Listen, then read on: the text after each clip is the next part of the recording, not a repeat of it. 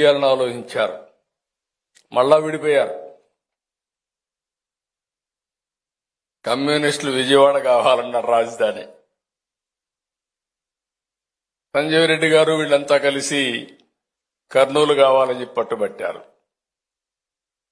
అదేవిధంగా గౌత లచ్చన్న వీళ్ళందరూ విశాఖపట్నం కావాలన్నారు. దాంతో కన్ఫ్యూజన్ వచ్చి మళ్ళా కూర్చొని ఆలోచించి ప్రకాశం పంతులు గారు అందరూ కూడా మీరు ఒకసారి చూస్తే కర్నూలు రాజధానిగా, గుంటూరు హైకోర్టు ఏర్పాటు చేస్తామని శ్రీబాగ్ ఒప్పందం చేసుకొని ఇది తాత్కాలికంగా ఉంటుంది. అప్పటికే ఒక పక్క హైదరాబాద్ నుండి కలపాలని చెప్పి ఉద్యమాలున్నాయి కాబట్టి ఆలోచిస్తామని చెప్పి ఆ రోజు తాత్కాలికంగా నిర్ణయం తీసుకొని ముందుకు పోయారు. 11 జిల్లాల్లో ఆంధ్ర రాష్ట్ర ఏర్పాటుకు బిల్లు 1953 ఆగస్టు 10న పార్లమెంట్ ఆమోదించే పరిస్థితి వచ్చింది. అప్పట్లో 11 ఉన్నాయి, తర్వాత 13 జిల్లాలు వచ్చాయి. అయితే ఆయన చనిపోయిన తర్వాత స్వయం పరిపాలన అక్టోబర్ 1వ తారీఖున 1953లో కర్నూలు రాజధానిగా స్టార్ట్ అయింది. అయితే అక్కడి నుంచి మీరు ఒకసారి చూస్తే తెలంగాణ రాష్ట్రం చాలా మంది విశాలాంధ్ర మీరు ఒకసారి చూసినప్పుడు విశాలాంధ్ర ఉద్యమం వచ్చింది.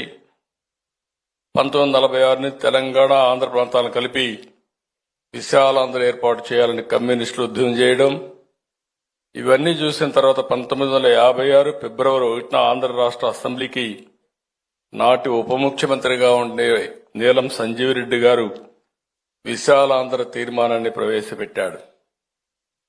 1956 ఫిబ్రవరి 20న పెద్ద మనుషుల ఒప్పందం ప్రకారం పూర్గుల రామకృష్ణరావు గారు ముఖ్యమంత్రిగా ఉండి హైదరాబాద్ లో రాజీనామా చేసి ఆంధ్రప్రదేశ్ రాష్ట్రం కోసం ఆయన ముందుకు వచ్చారు. దాని ఫలితం 1956 నవంబర్ 1న ఆంధ్రప్రదేశ్ రాష్ట్రం అవతరించింది. మొట్టమొదటి ముఖ్యమంత్రి సంజీవ్ రెడ్డి ఆంధ్రప్రదేశ్ రాష్ట్ర ముఖ్యమంత్రిగా ఆయన ప్రమాణ స్వీకారం చేశారు. అంటే మీరు చరిత్ర అంతా ఎందుకు చెబుతున్నారంటే ఇలాంటి సందర్భంలో మనం అందరం కూడా ఆలోచించుకోవాల్సిన అవసరం ఉంది. మళ్లీ 1969లో తెలంగాణ కోసం రాష్ట్ర ఉద్యమం జరగడం, తర్వాత ఇక్కడ జై ఆంధ్ర ఉద్యమం జరగడం, ఇక్కడి నుంచి అనేక ఉద్యమాలు జరిగి తర్వాత ఎన్టీ రామారావు గారు ముఖ్యమంత్రి అయిన తర్వాత తెలుగువారంతా ఒకటే అని చెప్పే ఉద్యమంతో ఆయన ముందుకు పోవడం, ఫస్ట్ టైం మీరు చూస్తే తెలుగు వారందరినీ గుర్తించే విధంగా ట్యాంక్ బండ్లో విగ్రహాలు పెట్టిన ఏకైక వ్యక్తి నందమూరి తారక రామారావు గారు.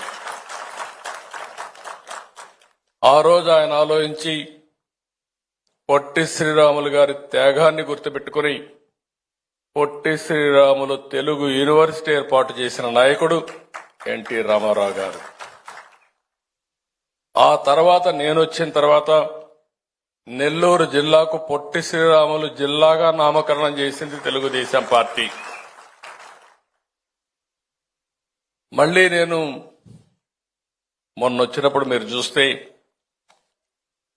ఆయన పుట్టిన ఊర్లో చాలా పెద్ద ఎత్తున కార్యక్రమాలు చేయాలని, వాటర్ ఇవ్వాలని, బ్రిడ్జ్ ఒకటి బంగారుపాలెం అక్కడ ఉండే బ్రిడ్జ్ ఒకటి వేయాలని, ఇంకొక పక్క హై స్కూల్ డెవలప్ చేయాలని, ఒక ప్రాథమిక ఆరోగ్య కేంద్రం కూడా ఏర్పాటు చేసి దాన్ని అంతా కూడా సిస్టమేటిక్ గా చేసి పొట్టి శ్రీరాములు గారు పుట్టిన గ్రామాన్ని అభివృద్ధి చేసి ఒక మెమోరియల్ తయారు చేయాలని పెద్ద ఎత్తున ముందుకు పోతే దాన్ని కూడా తర్వాత వచ్చిన గవర్నమెంట్ క్యాన్సిల్ చేసే పరిస్థితికి వచ్చారు. ఈ రోజు అందుకే ఆమె ఇస్తున్న ఇటీవల కాలంలో విభజన జరిగిన తర్వాత హైదరాబాద్ లో ఉండే పొట్టి శ్రీరాములు గారి తెలుగు యూనివర్సిటీ పేరు